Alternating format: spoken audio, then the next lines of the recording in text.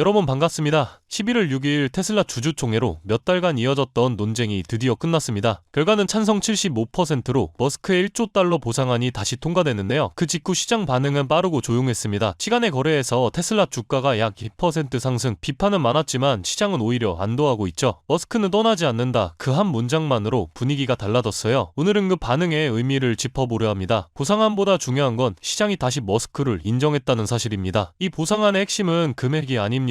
머스크는 당장 이 돈을 받지 않아요. 12단계의 성과 조건을 모두 달성해야만 받을 수 있는 성과형 계약입니다. 조건은 매출, 이익, 시가총액 등 기업의 실제 성장 지표와 직결되어 있습니다. 즉 단순한 보상이 아니라 성과 기반의 구도 유지 장치입니다. 주주들이 이 안을 승인한 이유는 머스크의 리더십 없이는 테슬라의 전략 자체가 성립되지 않기 때문입니다. 전기차, 자율주행, 로봇, AI 모든 핵심 프로젝트의 방향을 잡는 사람은 여전히 그 한 사람이기 때문이죠. 결국 이번 보상안은 머스크 보상안이 아니라 머스크 유지안으로 봐야 합니다. 이번 보상안의 구조는 사실상 장기 성과 보상 모델에 가깝습니다. 머스크가 즉시 받는 현금은 없고 목표를 달성할 때마다 주식 옵션이 순차적으로 열리는 구조라 말씀드렸는데요. 예를 들어 테슬라의 시가총액이 일정 단계, 예시로 6,500억, 1조, 1.5조, 2조 달러를 넘을 때마다 옵션 행사가 가능해집니다. 각 단계에는 매출, 영업이익, 기술적, 성과 지표까지 연동돼 있어서 단순히 주가만 올리면 받을 수 있는 보상은 아닙니다.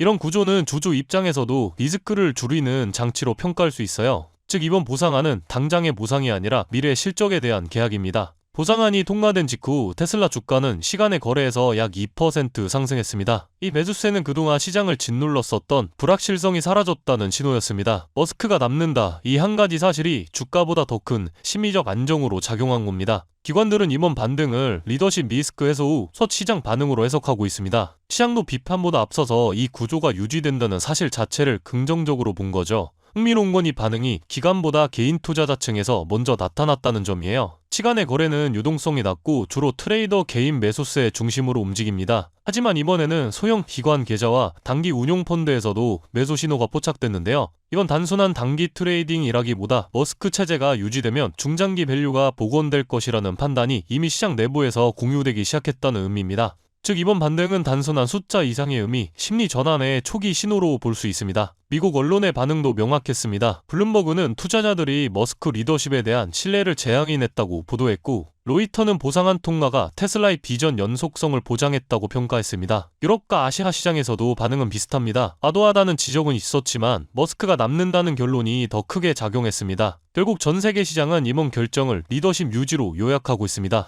보상안이 통과된 직후 머스크는 이렇게 말했습니다. 이건 테슬라의 새로운 장이 아니라 완전히 새로운 책의 시작이다. 그 말의 배경은 이제 테슬라의 중심은 자동차가 아니라 AI와 로봇입니다. 옵티머스 인간형 로봇은 단순한 실험 단계를 넘어 산업 자동화와 의료 영역까지 확장할 준비가 진행 중입니다. 도조 슈퍼컴퓨터는 자율주행 데이터를 학습시키는 인공지능 인프라로 테슬라의 FSD 발전 속도를 가속시키는 핵심이고요. 머스크는 이번 보상안을 통해 단기 실적보다 미래기술 기업으로의 전환자금 구조를 완성한 셈입니다. 이번 주총에서 결정된 건 보상안이 아니라 방향성의 유지입니다. 머스크가 남고 그의 프로젝트들이 그대로 진행된다는 사실, 시장은 바로 그 점에 반응했습니다. 2%의 반등은 숫자로는 적지만 시장 신뢰 회복의 출발점이 되기에 충분했습니다. AI 로봇, 자율주행, 테슬라의 다음 장은 이미 머스크를 중심으로 쓰이고 있습니다. 이번 주총 결과는 비판 속에서도 시장이 선택한 하나의 방향을 보여줍니다. 리더십이 유지되는 한 테슬라의 비전도 멈추지 않는다고요.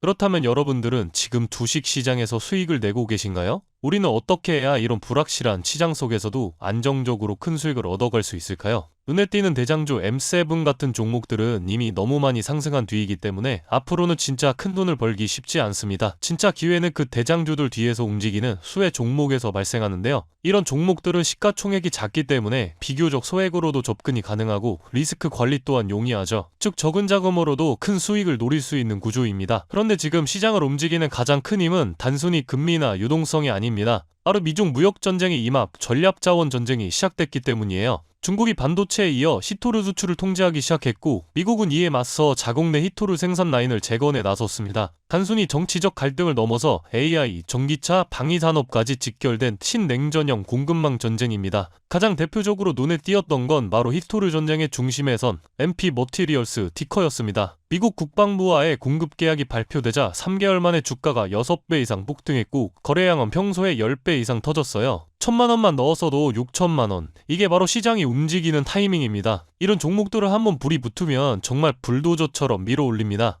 왜냐면 시장의 자금은 테마에 몰리기 때문이에요. 하지만 여러분, 중요한 건 여기서 끝이 아닙니다. 한두 종목이 폭등하고 끝나는 이야기가 아니라 산업 전체의 판이 바뀌는 신호라는 점이에요. 히토르 전쟁의 불길은 이제 리튬, 니켈, 코발트 같은 2차 전지 원자재까지 번지고 있습니다. 이미 티커와 LAC 같은 대장은 너무 멀리 가버렸지만 그 뒤를 따르는 진짜 수혜주들은 아직 초입에 있습니다. 히토르 자석을 제조하는 기업이나 리튬 정제를 담당하는 2차 밸류체인 혹은 이 자원을 기반으로 한 방산 전기차 부품 기업들이요. 이런 기업들은 아직 시총이 작고 조금만 자금이 들어와도 급등 파동이 나올 수 있습니다. 테슬라나 엔비디아 같은 재무가 탄탄한 기업에 중심을 잡고 이러한 기업들의 분산 투자하셔야 보다 더 큰 수익을 얻어가는 겁니다. 지금 시장은 분명히 움직이고 있습니다. 하지만 대부분의 개인 투자자들은 이 거대한 판이 어디로 흘러가는지조차 모른 채 뒤늦게 따라붙고 있어요. 진짜 돈은 먼저 움직이는 사람의 몫입니다. 그래서 제가 이번에 직접 현재 이 전략자원 전쟁 속에서 가장 강하게 수급이 몰리게 될